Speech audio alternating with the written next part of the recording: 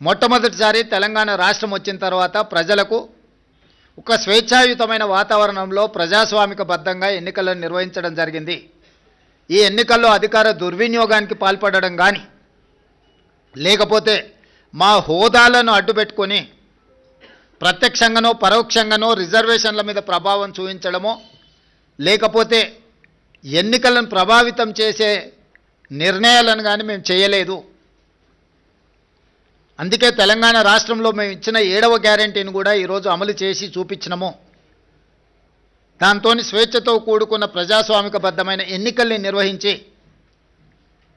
ప్రజల చేత మన్ననలు పొంది ఒక మంచి పరిపాలన అందించడానికి మేము ముందుకు వెళ్తున్నాము. ఏ రోజు కూడా ఓడినప్పుడు కుంగిపోవడము, గెలిచినప్పుడు ఉప్పొంగిపోవడం, గెలిస్తే అహంకారంతో కళ్ళు నెత్తికెక్కడం లాంటి వ్యవహారాలలో మేమెప్పుడూ భాగస్వాములం కాలేదు.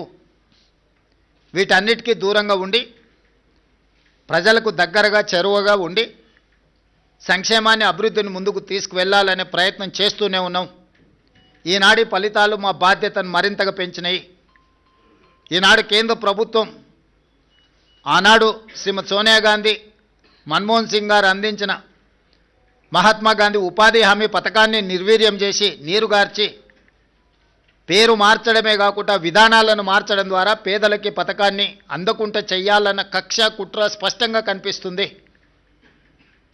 కేంద్రంలో సోనియా గాంధీ గారి మీద, రాహుల్ గాంధీ గారి మీద కక్షతో కూడిన అక్రమ కేసులు పెట్టడం, కోర్టులు చీవాట్లు పెట్టినా కూడా మారకపోవడాన్ని మనం కళ్ళతో చూస్తున్నాం.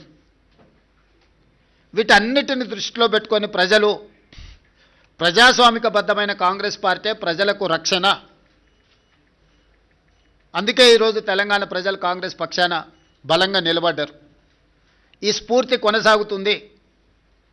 భవిష్యత్తులో ఇంకా బలంగా పనిచేస్తాము, బాధ్యతతో పనిచేస్తాము. ఎదిగినా కొద్దిగా ఒదగాలి అని పెద్దలు ఏదైతే సూచన చేసిండ్రో వాటిని దృష్టిలో పెట్టుకొని ఆ విధంగానే ముందుకు వెళ్తాము.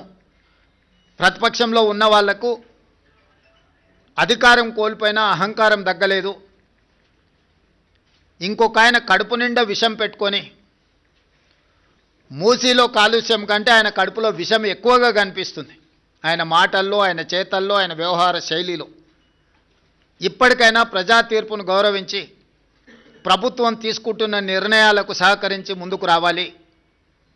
ఏదైనా మాట్లాడతాం, ఎట్లయినా మాట్లాడతాం. బరితెగించిన విధానాలతోని ప్రజల్ని ఇబ్బంది పెడతాము అనంటే ప్రజలు ఇచ్చే తీర్పు ఈ చూసే అద్భుతం అనుకుంటారు. సంతోషం. ఈ అద్భుతం 2029లో కూడా జరుగుతుంది మీరు కోరుకున్నట్టే.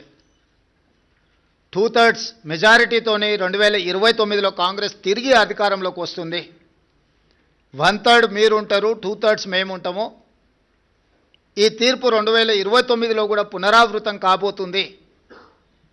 ఇప్పటికైనా అహంకారం తగ్గించుకోండి, అసూయను తగ్గించుకోండి. తెలంగాణలో అమలు జరుగుతున్న సంక్షేమ అభివృద్ధి కార్యక్రమాలకు సహకరించండి. బాధ్యతాయుతమైన ప్రతిపక్షంగా వ్యవహరించండి.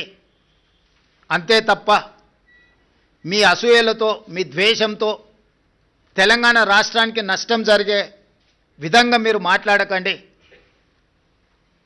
అంతర్జాతీయ విపణిలో తెలంగాణ రాష్ట్రానికి ఒక గొప్ప గుర్తింపు. పర్ క్యాపిటా దేశంలోనే నెంబర్ 1 3,87,000 రూపాయలతో